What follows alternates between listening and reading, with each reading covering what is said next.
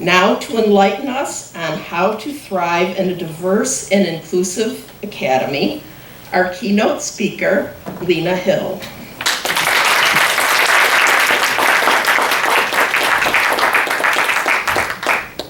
Well, thank you so much for that kind introduction. I feel like the bar is set. I'm so happy to be with you here today. And I just want to begin by congratulating you. I feel like you're going to be in such good shape, much more knowledgeable than I think I was when I first went on the job market. This is really an exceptional program, so I'm just very grateful that Glenn invited me, that Tracy picked me up from the airport yesterday. I actually had a chance to go back to Iowa, which was really lovely, and Glenn was very kind in working with me in terms of the timing of delivering these remarks. And now I kind of feel like the pressure is down, because first initially I was going to be first, and now I'm sort of towards the end, and y'all have already had amazing seminars. So regardless of what happens for the next hour, I feel like you are going to return to campus well served. But I do want to contribute whatever I can to that process. So thank you for being here. And so you see my title is Thriving in a Diverse and Inclusive Academy. And as I initially sat down to get my thoughts together, I was really planning to focus on the idea of thriving, which is sort of one of the catchphrases, the term you probably hear a lot about these days. But as I went back to work on this a bit more, I thought in some ways my title was an oxymoron, and I began to think about my favorite author, Zora Neale Hurston, and she has a 1945 essay that she entitled Crazy for This Democracy. And in that essay, I'm going to quote really quickly a line from it. She says, "I'm crazy about the idea of this democracy. I want to see how it feels. Therefore, I'm all for the repeal of every Jim Crow law in the nation here and now."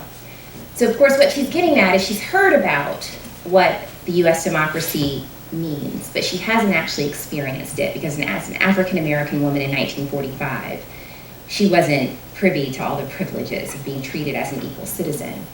And in some ways, thinking about thriving in a diverse and inclusive academy assumes an academy that we haven't actually realized yet across the nation at every institution, but that I think we're striving towards. So I thought I would definitely talk to you about that, but maybe I jumped the gun. I can't tell you how to thrive in a place that doesn't quite exist. So I wanted to spend the first couple of minutes of my talk today thinking about where we are in terms of diversity in higher education and inclusion in higher education. And I've been doing this work for some time, and I think we want to make sure we understand the current state of affairs before I share with you things I think maybe you could think about, both in terms of the job market, but also how when you do enter academia as a tenure track professor or whatever other capacity you remain within the academy, that you're thinking about how you can contribute to this space and really make sure that it's what we want it to be. Okay, so, and I should also preface this, I'm not a Debbie Downer. The first couple of slides you might think, oh my goodness. But really, this is not meant to, for us to pull our hair out or to feel somehow depressed, but to really think about the significance of why the challenges and opportunities that come along with the desire to make change happen is something that's important. So I've taken a lot of data from the Department of Education's report, which is called Advancing Diversity and Inclusion in Higher Education, and it's really a useful piece. And so I wanted to start there. So why strive toward a more diverse academy? Many of you might think, why are we asking that question? Of course it's important, or you might think it's not. So I thought I'd just lay the groundwork to make sure we're all on the same page in terms of why it's important. And it is important for a couple of reasons. One, because higher education is still a key pathway to social mobility in the United States. So when we look at data today, really among Hispanic adults who had only completed high school diploma, they earn $30,000 a year. Whereas for those who had completed a 4-year college degree or higher, the average income was $58,000 a year. Among Black adults, It's $28,000 a year if you've completed high school versus $59,000 for those who held a bachelor's degree. And so this is important to understand that there's still a huge gap in earning depending on whether you have had a chance to attend college. And over the past 50 years, the U.S. has continued to see racial and ethnic disparities in higher education enrollment, as well as gaps in earning and employment and other related outcomes for communities of color specifically. So while the share of the population in the U.S. Of those who have a high school diploma has risen for Hispanic, Black, White, and Asian adult U.S. citizens, the gap in bachelor degree attainment has widened for both Black and Hispanic adults compared to white adults. And specifically, the gap in a bachelor's degree attainment has doubled from 9 to 20% for Hispanic residents since 1974, and from 6 to 13% for African Americans since 1964. So huge gains, yet still so much work to do. And this has really a significant impact on students' lives among all races and ethnicities. When we think about these gaps in post-college earnings and employment between those with only a high school diploma versus those who actually have had a chance to go to a four-year college. So gaps in college opportunity have contributed to diminished social mobility. So most of us are taught, my husband teaches a great class on the American dream and African American literature. Most of us think that what it means to actualize the American dream is that from one generation to the next, we're going to improve. We're going to see some movement across socioeconomic positions.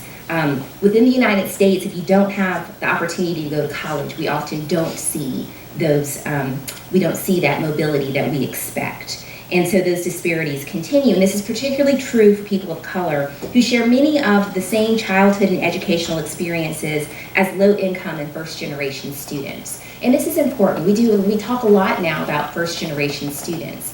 But what's important is that even for people of color who are coming from households where their income is high, often they're still having many of the experiences as if they were coming from a low-income household. And that's because of the historical marginalization that these communities have experienced. So we want to continue to think about that. And research shows that one of the factors that most likely really negatively contributes to the racial and ethnic gap in college completion is the segregation that happens in elementary and high school spaces, so that our students who are attending segregated schools in these systems are continuing to have some of these challenges.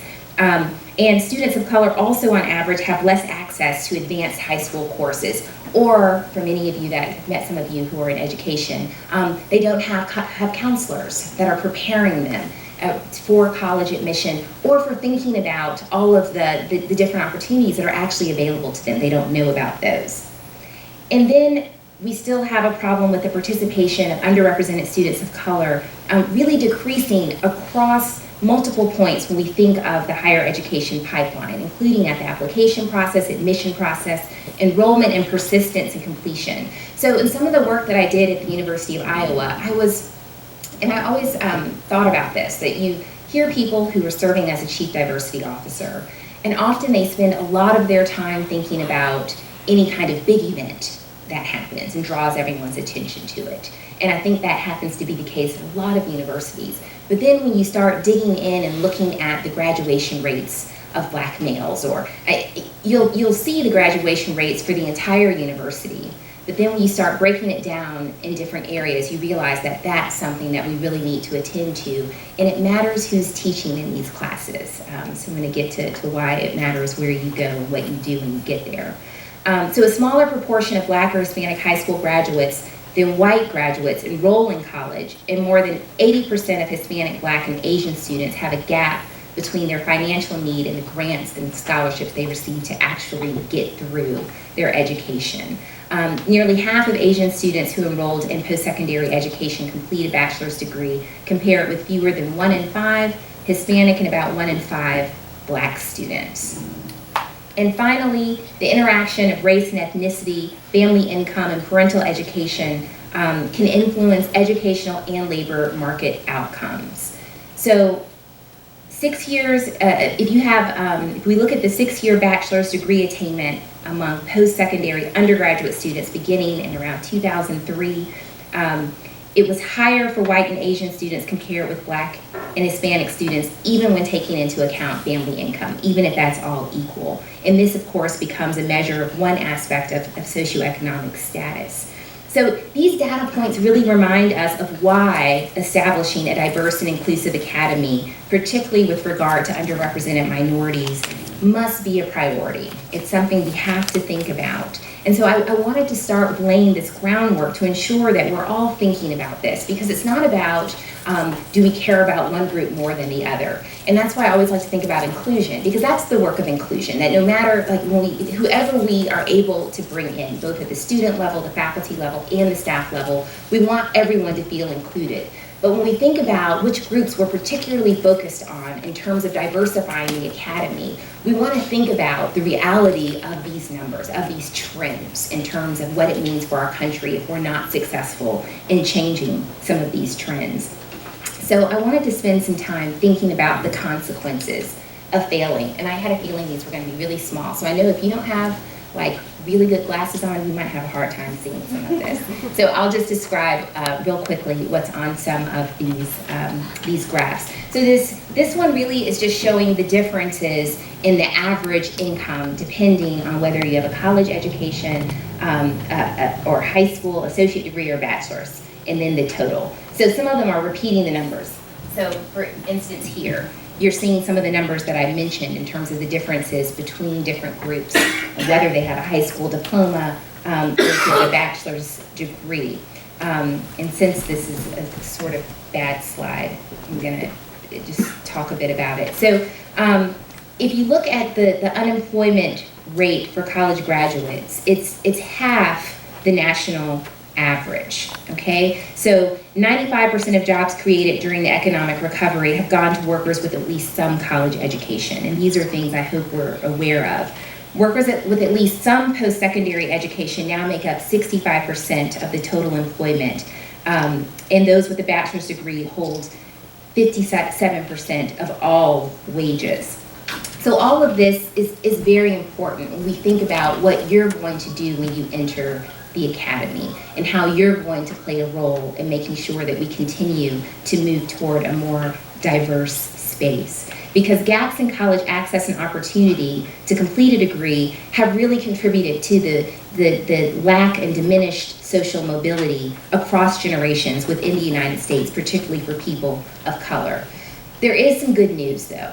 There is some good news, and that is that many colleges and universities are earnestly striving to improve these data points. And I don't know where all of you may have done your undergraduate work, and I know there's tons of good work being done at Syracuse, but you'd be surprised when you look across the nation at what is and is not being done. Sometimes we form assumptions based on our own experiences, but when you go on the job market and you go on some of those visits, you may be a little shocked at what is and is not happening in other institutions. But once you get over that, and I was just at an excellent panel on really the kind of service work that you might be doing as graduate students, you're going to find many opportunities to do all kinds of service work in whatever field you find yourself in an academic department that might have an impact on this. So this is not, it's not just good for our nation, it's good for the world. If we, at Washington and Lee, our motto is not unmindful of the future. And so what I like to do is constantly point to our numbers and diversity and say, if we really feel that way, we really need to work very, very hard on the diversity of both our students and our faculty. So I've been handing out my card as well, because I know all y'all are going to be in the market soon and very interested in having those conversations. So here are some of the steps that are proactive that I think we can all be proud of. And one is that many institutions have really made a commitment to promoting student body diversity and inclusion on campus, and this is important. Research has definitely showed that for colleges and universities who really want to make a difference here, they put it in their strategic plans. They think about how they can make sure that the resources are going to be there in terms of the change they want to make. And if you don't have it in some sort of plan, it's usually not going to happen. The other thing is that we have to have diversity across all levels of an institution, and that means leadership. So you often will hear a lot about it on the student side, but if we don't have faculty members, not who are just diverse themselves, but who are committed to this, who want to be allies, who want to be advocates, that's important as well in terms of really achieving an inclusive institution. For example, a faculty member's curricular decisions are going to profoundly impact whether an institution feels inclusive or not. The other thing is, how much outreach and recruitment are we doing of prospective students, and how do faculty play a role in that? And you're going to have an opportunity to think about that as you go onto the job market. Some strategies supported by research include, of course, comprehensive and ongoing support for administrators and peers, peer advising, which some of you are already participating in, or even targeted support to make sure that students know how to, and families know how to complete the free application for federal student aid, FAFSA. That can be really daunting. And the other thing is supporting student services. That's not just the work of our colleagues in student affairs, that's the work that we can help do in a lot of different ways.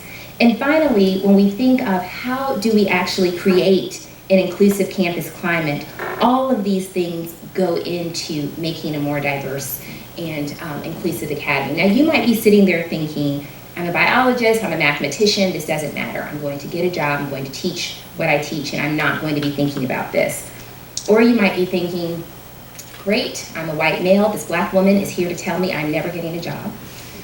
Or you might be thinking, I'm a Latina woman, I focus on chemistry, I have it made, I don't have anything to worry about. What I would say is that there's more to all of those stories. It's absolutely not true in terms of any of those thoughts. You should be worried no matter what your own ethnicity. If you are a white male, of course you can get a job. It's not as if that when we talk about diversity and inclusion, we're only thinking about your own identity.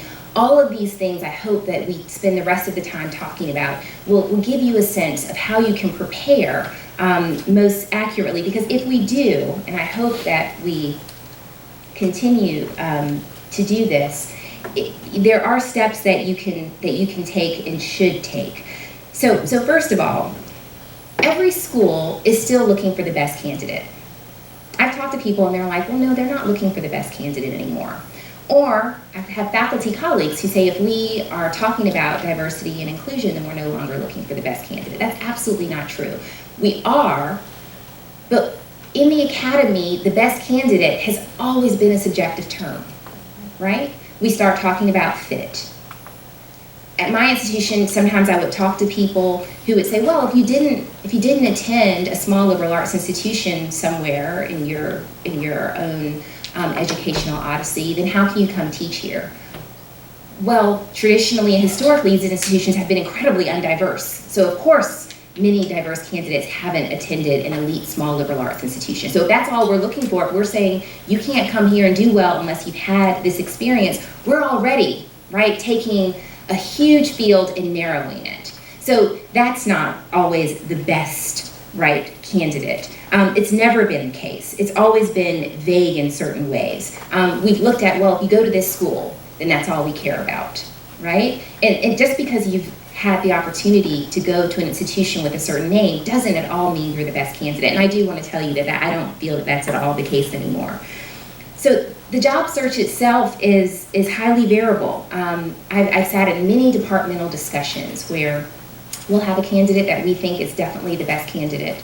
And then the graduate students who had lunch with that candidate will give us a report, and they'll say, one woman will say, well, this male never spoke to any of the women at the lunch. And then another colleague will say, you know, every time he asked a question, he only asked it to my male colleagues. And all of a sudden, that person will go from being our favorite candidate to totally, we're like, well, we would never hire him. So my point is not to say it's so mercurial and so changeable and variable that you can't prepare, but that in the same way that you're preparing to be the very best in your discipline, in your area of expertise, if now you are preparing to enter an academy that is thinking about how to be a diverse space and an inclusive space, you should prepare in that area as well. You should be just as prepared to answer those questions and to conduct yourself in a campus interview such that you know you're setting yourself up for success. So I want to talk a bit about some of the things that you can do. So in the introduction, so I did serve as the interim chief diversity officer at Iowa, which of course is a large public research university. Serving as the dean of the college, having 21 departments and 11 interdisciplinary programs, This year alone, I've conducted about 75 interviews. So everyone who comes in to interview in any area, including athletics, which has been very interesting, leaving me, I'm like, okay, I need some data. You've got to tell me what I should be talking about to this person who's going to coach swimming. So I've learned a lot, and I'm hoping to just share some things and give you a chance to ask some questions about how you should think about these interview opportunities. So many of them have been tenure track. We also have had a number of 2 to 3 year appointments and then a number of 1 year appointments. And all of those have been instructive. But I was talking about this very briefly in the session I was just in. I will also say, this isn't so related to diversity, but when I was on the market, I had no idea what the interview with the dean was. I remember seeing it on my itinerary, and I thought, what is that? And even when I was in the midst of it, I was kind of thinking, what is this? And in Iowa, it was different. Our College of Liberal Arts and Sciences was huge, so I don't know, our dean wasn't as involved. I mean, he met with every candidate. I will tell you, at a small liberal arts institution, I make all the appointments. I simply ask for the department to offer guidance and to offer ranking.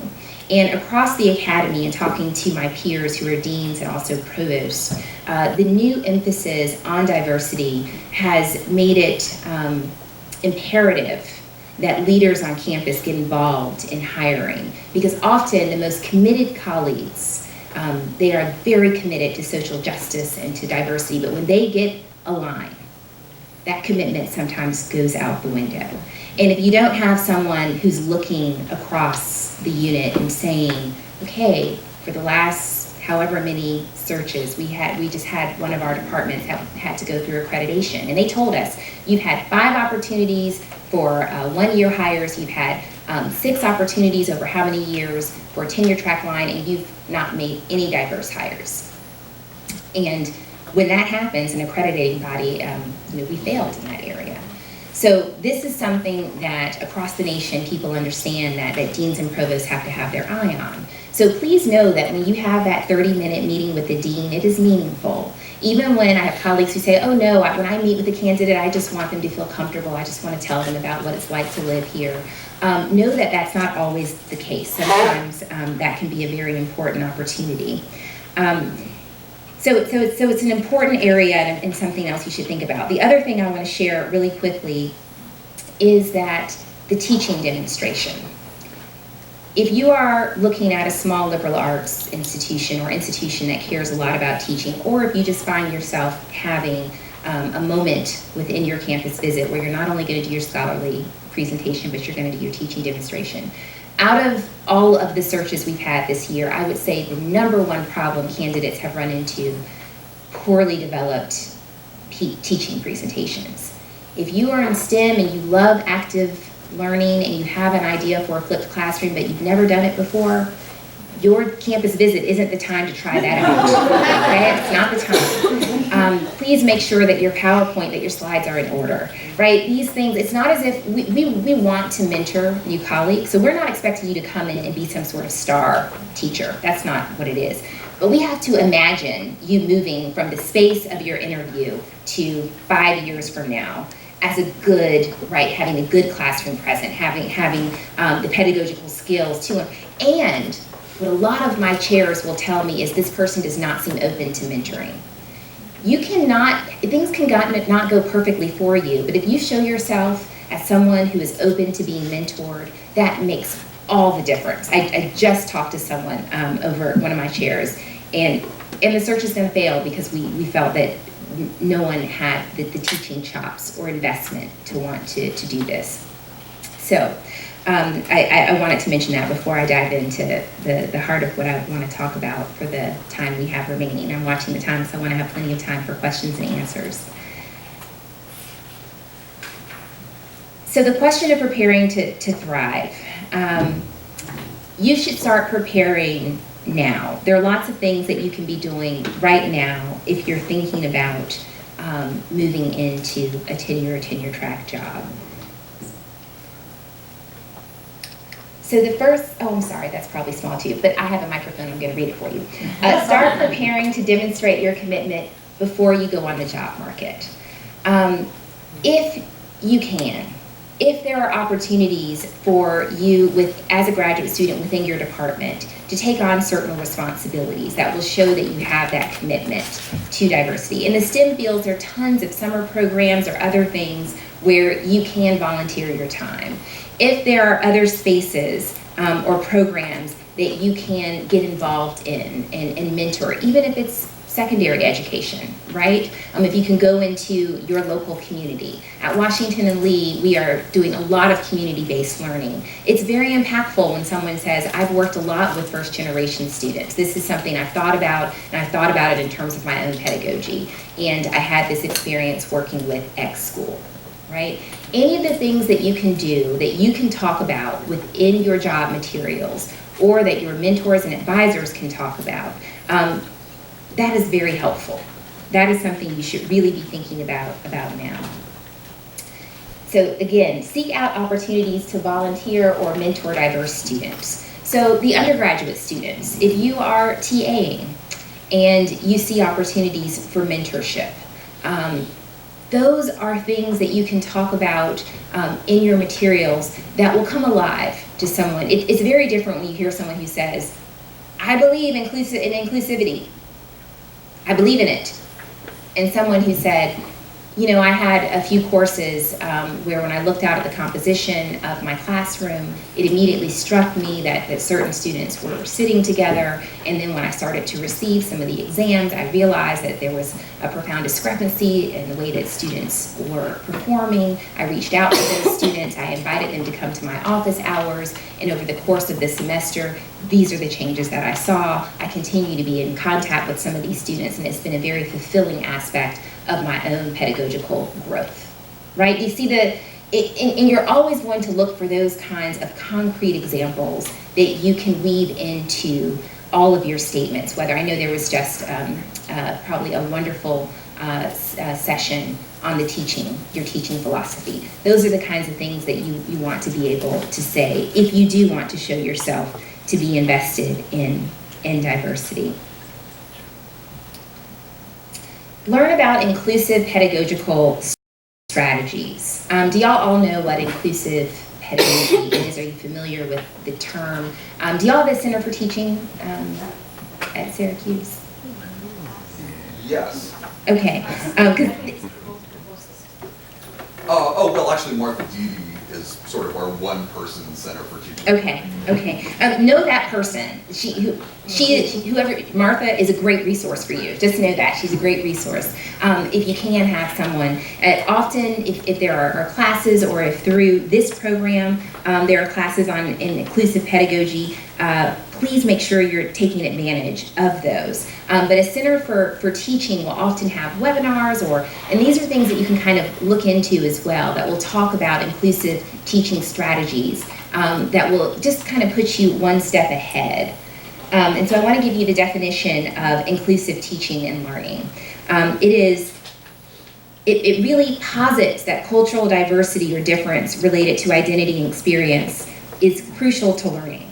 So the practice of inclusive pedagogy involves consciously working to foster learning across differences by acknowledging and challenging biases and stereotypes that can impede understanding and undermine the student's sense of belonging to a discipline or to an institution. The practice of inclusive teaching also involves keeping accessibility and transparency in mind when designing courses and assignments, as well as being aware of power differences within the classroom and of psychosocial factors that can affect learning. And that goes in terms of gender, in every way when we think about diversity. When you have some of those inclusive teaching strategies within your toolkit and you're able to talk about those in knowledgeable ways, that's really helpful. In talking to some of the candidates we had this year, say in organic chemistry, it's one of those courses that has a very high FD, right, failure rate. And I found those candidates so impressive because so many of them had really tried different strategies in the classroom, and not always successfully. That's not the point. You don't have to come in saying everything I've done, I'm such a success. In fact, you get out of the way. You just want me. I'm going to do it all myself. That's not the point. The point is that you're thinking about it. You're aware of the fact that there are these demographical issues, right, within the classroom, that when you walk in, you don't assume that everyone is ready and on the same playing field. These are the kinds of things you want to be able to talk about as you're going out onto the market, and you want to at least be aware of, because someone may ask you, what do you think? Do you believe in inclusive pedagogy? And if you look back blankly at them, that's not a good moment in the interview. So there are a couple of other things that I wanted to talk about. So it could be that you go on an interview and no one ever asks you about how you feel about diversity.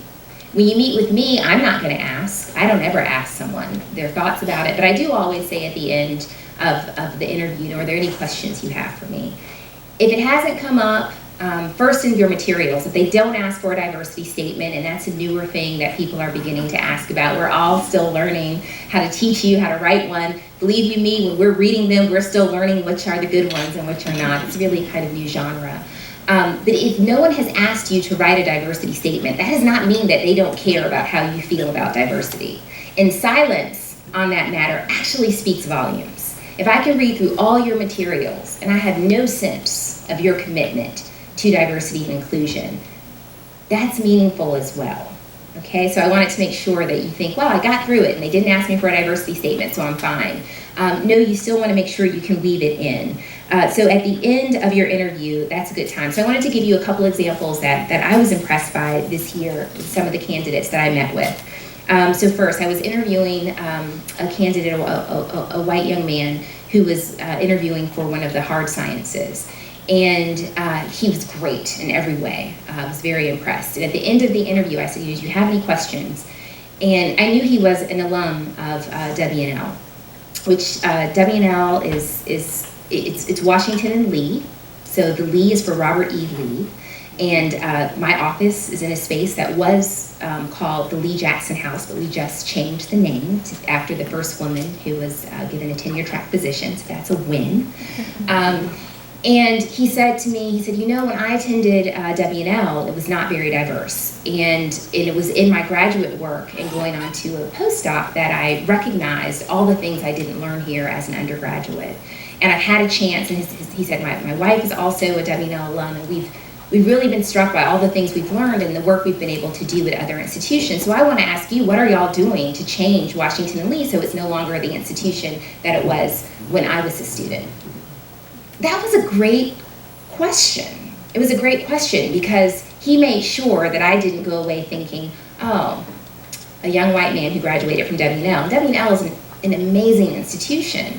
And I wasn't thinking that, but I could have been thinking, well, when he was here, these priorities weren't necessarily at the top of the list. Maybe he's not a person who's committed to this.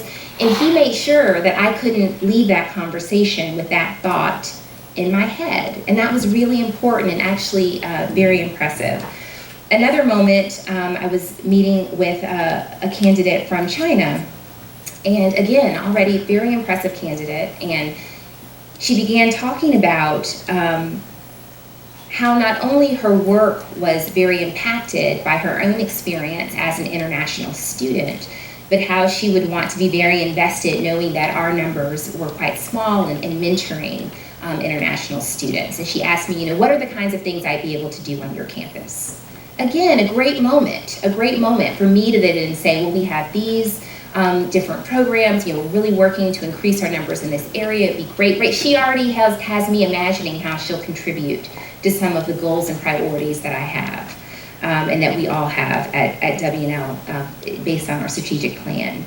And I could go on and on. I want to give you a chance to ask questions, but these are good moments. So I want to make sure that you can insert your thoughts and your values into the process, even if it's not, right, it's not highlighted somewhere. No one asks you to write a diversity statement.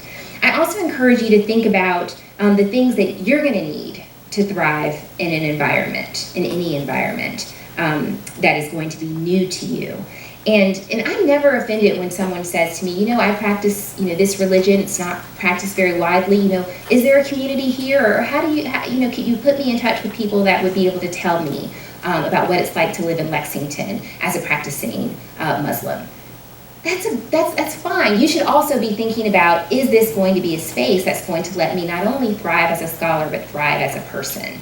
And if your own identity is something that matters, I mean, we within our HR, we have ambassadors, and we'll try to link people up with those who can tell them about what it's like if you're LGBTQ to exist happily in Lexington. That's fine. So I want to, when I was on the market, so at the time only had one child, but our child has sickle cell anemia, which is a disorder of the red blood cells that mostly affects African Americans. Well, we were interviewing in Iowa City, Iowa, which does not have a huge African American community. So of course we were very concerned about whether they would have the medical resources at the hospital to support our child. And when I was setting up my initial interview, the secretary kept asking me, is there anyone else you want to meet with, any other questions? I want to tell you that's a real question. And I said, and as institutions are trying to be more diverse and to be more inclusive, they want you to actually answer that question, okay? So I said, well, you know, our daughter has sickle cell, and I've been kind of wondering, you know, is this a space that's going to have the all of the things she's going to need?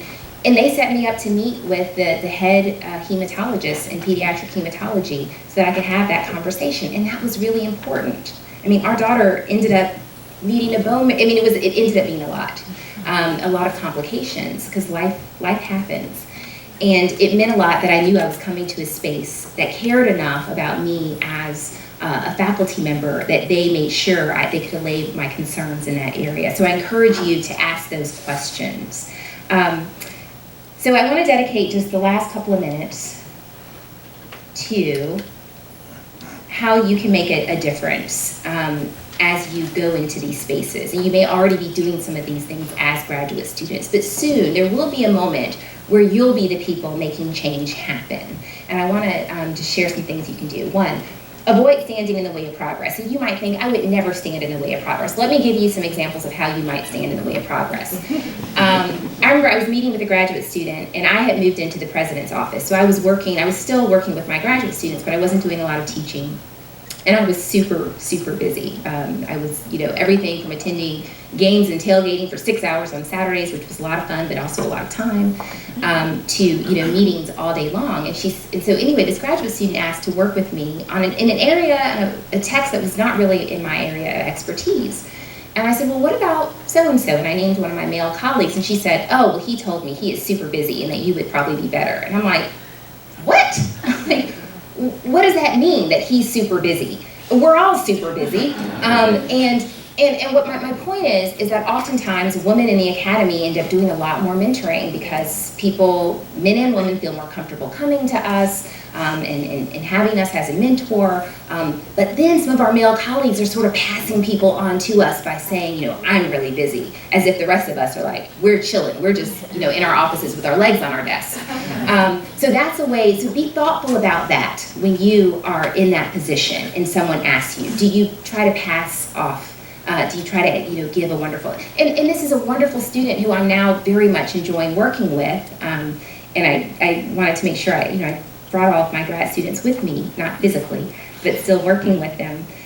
So think about that. Then I always, I don't want to go there first.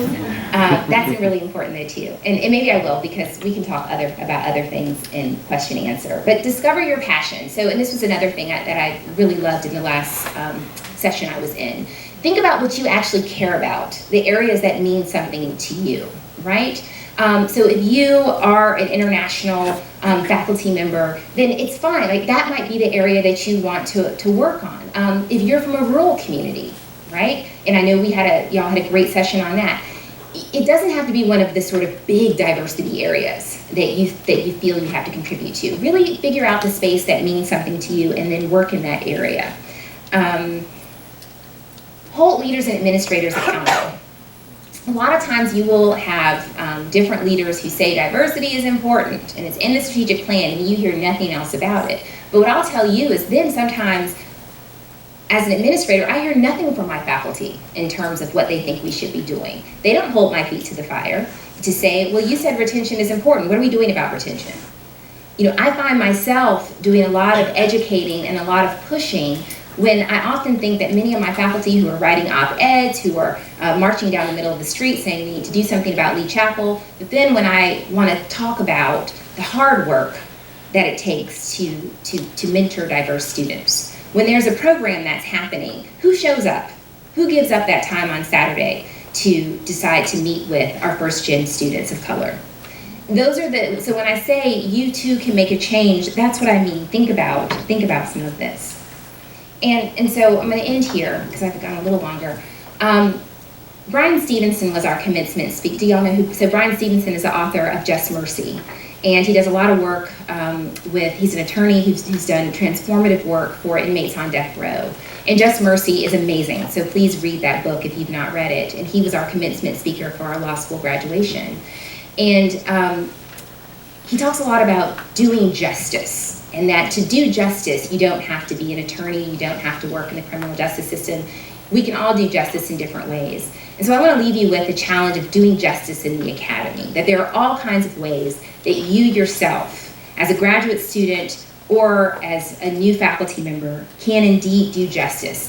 And take that word justice and fill it up with many of the examples that I've shared with you today, right? And I hope you say this when you're teaching your students to write. Unpack that word. So justice is I want you to think of it as a placeholder for all the things that we're doing. And understand that when you actually realize many of these tasks, then what began as an oxymoron, thriving in a diverse and inclusive academy, will no longer be that. I think we would have achieved a diverse and inclusive academy that we could all be proud of. So I'll leave you with, yes, do justice in the academy. Thank you.